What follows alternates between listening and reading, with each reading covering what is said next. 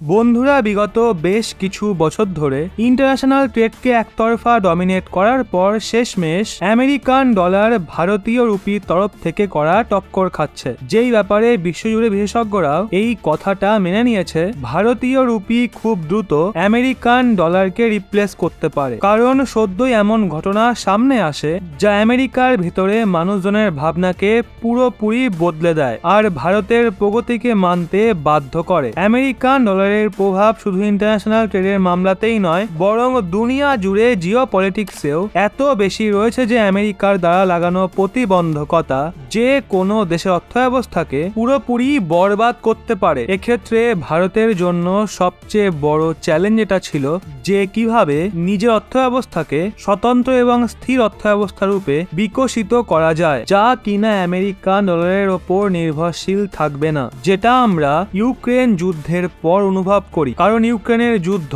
এমন সিচুয়েশনের সৃষ্টি করে যখন ভারত সহ বিশ্বজুড়ে সমস্ত দেশের জন্য খাদ্য সামগ্রী এবং শক্তি সংকট বিশাল বড় চ্যালেঞ্জ রূপে আত্মপ্রকাশ করেছিল। এখানে খাদ্য সামগ্রীর সংকট মোচনে ভারত অনেক সাহায্য করে, কিন্তু যখন কথা শক্তির ওঠে তো এখানেও ভারতকে চিন্তায় পড়তে হয়। কারণ আমেরিকা রাশিয়ার ওপর নিষেধাজ্ঞা জারি করে দেয় আর ভারত রাশিয়াকে আমেরিকান ডলারে ক্রুড অয়েলের পেমেন্ট করতে পারত না। মানে ভারতের জন্য আমেরিকান ডলারের কারণে রাশিয়ার থেকে তেল কেনা মুশকিল হয়ে ওঠে। এই ঘটনা ভারতের চিন্তাধারা এবং পলিসিতে মারাত্মক প্রভাব ফেলে। আমাদের কি এখন আমেরিকান ডলারের সঙ্গেই কন্টিনিউ করা উচিত, নাকি আমাদের লোকাল কারেন্সি ভারতীয় রুপিকে আমেরিকান ডলারের একটা অল্টারনেটিভ রূপে দুনিয়া জুড়ে দেশগুলোর সামনে রাখা উচিত, যা ভারতের জন্য সব দিক দিয়েই খুব ভালো হবে? যা নিয়ে কথা বলতে গিয়ে ভারত অনেক বড় সিদ্ধান্ত নেয়, আর এখন এই সিদ্ধান্তের জন্যই আমেরিকার সবচেয়ে বড় প্রফেসরদের মধ্যে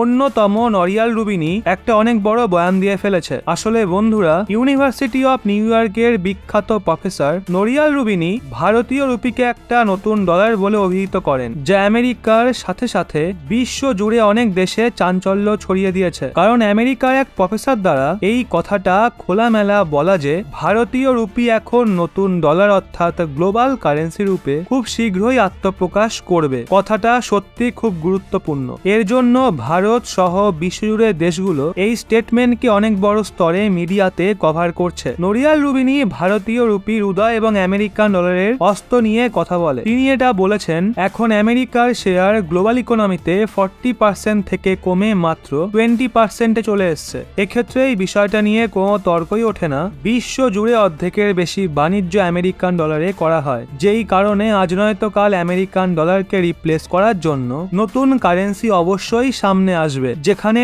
ভারতীয় রুপি সব থেকে আগে দাঁড়িয়ে থাকবে। উনি আমেরিকা দ্বারা আমেরিকান ডলারের প্রভাবের ব্যবহার নিজের কূটনৈতিক স্বার্থকে অর্জন করার ঘটনা নিয়েও বয়ান দেয়, আর এই কথাটা বলে এই ধরনের ঘটনার কারণে ধীরে ধীরে বিশ্ব জুড়ে দেশগুলো আমেরিকার চালকে ধরে ফেলেছে আর খুব শীঘ্রই আমেরিকান ডলার নিজের মাহাত্ম্য হারাবে। যে উদাহরণ আমরা দেখতেই পাচ্ছি যে কিভাবে ইউএই, সৌদি আরব এবং আরো অন্যান্য উপসাগরীয় দেশ আমেরিকান ডলারকে ছেড়ে অন্যান্য কারেন্সিতেও তেলের বাণিজ্য নিয়ে কথাবার্তা বলছে, যেই কারণে আমেরিকার পেট্রো ডলারের রাজত্ব বিপদে পড়েছে, যা ভারতকে খুব ভালো অপশন দেয় যে আমরা আমাদের অর্থব্যবস্থাকে মজবুত করে ভারতীয় রুপিকে একটা গ্লোবাল কারেন্সি রূপে বিকশিত করি, যার সূত্রপাত আমাদের প্রতিবেশী দেশগুলো থেকে করতে হবে। মানে যদি ভারত বাংলাদেশ, নেপাল, ভুটান, মায়ানমার এবং অন্যান্য আশেপাশের দেশগুলোকে ভারতীয় রুপিতে বাণিজ্য করার জন্য রাজি করাতে পারে, তো এটা অন্তরাষ্ট্রীয় স্তরে সাউথ এশিয়াতে